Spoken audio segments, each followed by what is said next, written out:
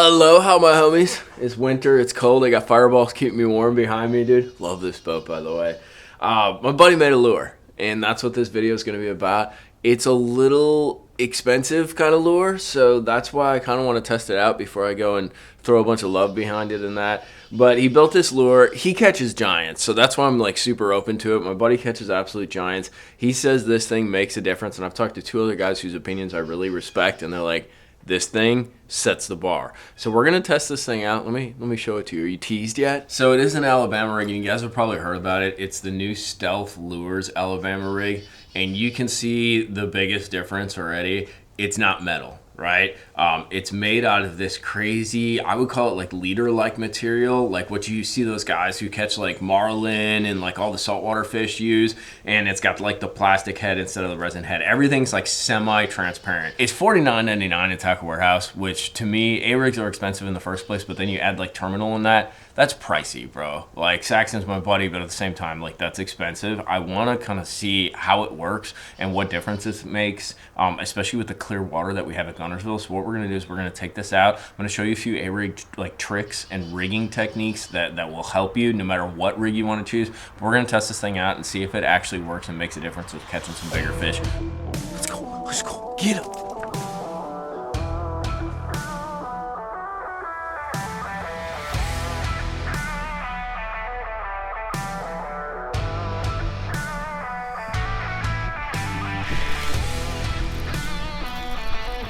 I guess you find the right one and they freaking eat this thing. I hope it's a bass. See it coming down.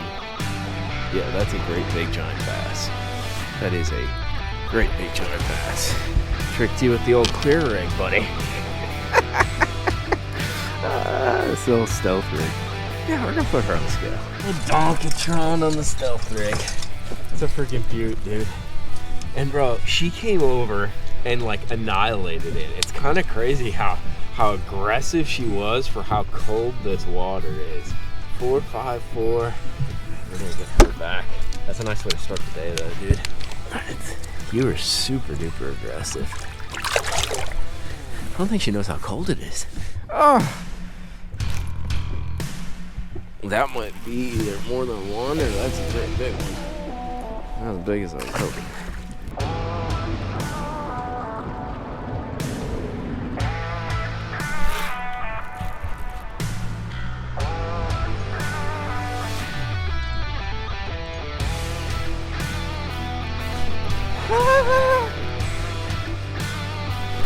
Got it that timed up. It's not an easy day with the front going through, and this is literally all they are. God, they're so fat here, dude.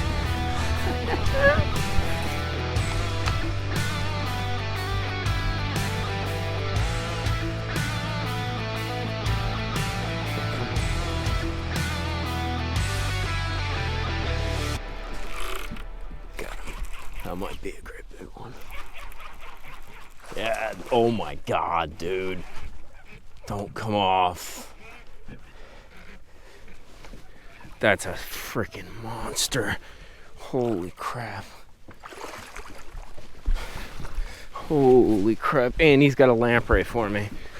Holy crap-a-moly. And the lamprey fell off, thank God. That's a freaking stout one, dude, on the rigster. How about it, boys? Bro, we done caught a troll, dude. This thing is a freaking dog. Vlog is all fired up. Look at that girl, dude. That is an absolute donk. Let's see what she weighs. That's a long fish, bro. Holy crap-a-moly. Yep. 621. That puts at 20 pounds, boys. Let's get her released, dude. That is a beaut of a fish. That is just a. Oh, you are so angry. See you later. I like my A-rig. So is it worth the money? That's the big question. $49.99 on Tackle Warehouse. I'll put a link to it down in the description box. Is it worth the dollar point? Yeah, I'm gonna give you the worst answer ever. It depends. It depends what situation you're in.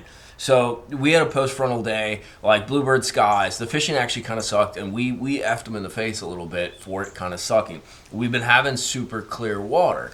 And so I think if you're somebody that fishes a lake that's ultra pressured, that has super clear water, this thing is absolutely naughty. But I think it's a time and a place deal. So like an example would be this, is like I love throwing the Picasso A-rigs, like a schoolie rig and that. They have various sizes, big umbrella to a small one. There's something to be said for the wire vibration. The War Eagle spinnerbait is one of those top spinnerbaits. It has something about the wire, that fine wire that they use and the way it vibrates, that just catches more fish than most spinnerbaits. Not all the time, but a lot of the time.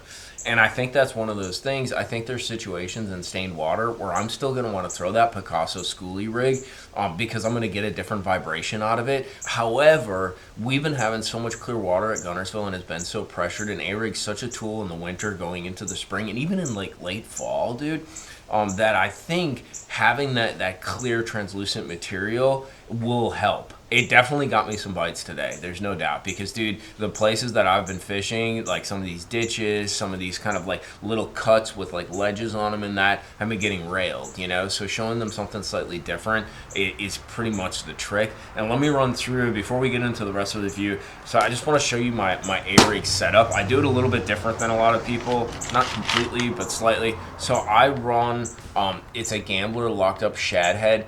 The reason I do this is I run a screw lock on all my A-rig stuff. To be honest with you, it just helps you with being efficient because the baits don't slide down as easily. And basically, swim bait wise, 90% of the time, I'm a Kitech guy. I'll usually run like 2.8s. And then I'll run maybe one 3.3 like in the middle. That's one trick with an A-rig that you can do. Run a little bigger bait sometimes in the middle or on one of the teasers. Not on one of the teasers, on one of the hooks. We can run 5 hooks in Alabama, but you want to run a little bit bigger bait just to show them something different. Another thing that I'm playing with is I just got my hands on the new, these are the Hex Tech net bait minnows. They're a thinner kind of minnow. They compare a lot to like what I describe as an easy shiner from Kitech. It's a thinner, smaller tailed bait. What's nice about them is they are much more durable. And they have this hex kind of finish to them. So it's a much thinner swim bait, smaller tail, but it's much more durable than a Kitech. The one thing that I'll do different though is I use different colors on these rigs. So on this rig that we threw today, I had Pro Blue Red Pearl or whatever it's called, the Tackle Warehouse Kitech color. There's a Tennessee shad, and then there's also a green gizzard shad on here. So I used like all different colors. They're all in the same basic category, but I like to mix it up, and what you'll find is the fish will actually focus on one of your hooks. In this situation, we're fishing it moderately deep, anywhere from 6 to like 15, 18 feet of water. I run 2/4 ounces, and then all the rest are 1/8 ounce goat locked up shad heads. The one thing you'll notice too when you fish this is it doesn't feel like a rig. You don't get like, once again, that wire, that extra blades and all that vibration really transmits up the rod. I'm running a 7.5 medium heavy KS2 Halo with an SLX 721 on either 17-pound red label or 20-pound red label. And really when I'm throwing that Picasso, it vibrates like a spinnerbait, right? This thing is much more like a wet noodle, for lack of a better word. It's because of the lack of wire and also the flexing arms. So durability, I think that's one of the biggest questions. Dude, I didn't put all the videos of the fish catches. We caught probably like 30 fish today, and I never had a problem. The head is not cracked. One concern I had is this head being like cracked as you put pressure on it, because I boat flipped everything, dude, except like the big ones, like a 4.5 plus. Those I all snatched, but anything like 3-pounder, 2.5, I'm just boat flipping them in. And I was concerned about this head kind of cracking. It didn't crack at all, and we beat the piss out of it. I actually had to change swim baits a couple times, but I never saw any shift from the crimps or anything like that. Blades never got screwy, so it held up pretty well. Another thing I do like about this is how they dangle that back teaser out a little further than the rest. That's a little different than some other A-rigs where they're all kind of symmetrical and even. I like that because it makes it look more like a real kind of, spread out school. It doesn't pull that hard. Most of these A-rigs, like when you're throwing them, they're like gigantic spinnerbaits, so they're going to pull kind of hard.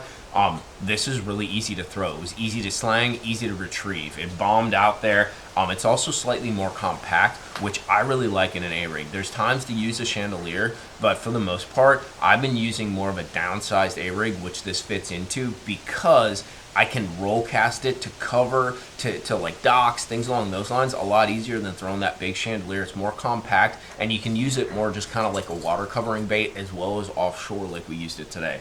So one of the things that surprised me the most, and this was a good thing, I'm not saying it's perfect, but Mikey almost lost this thing by hanging it on wood and stumps like 5 times. No.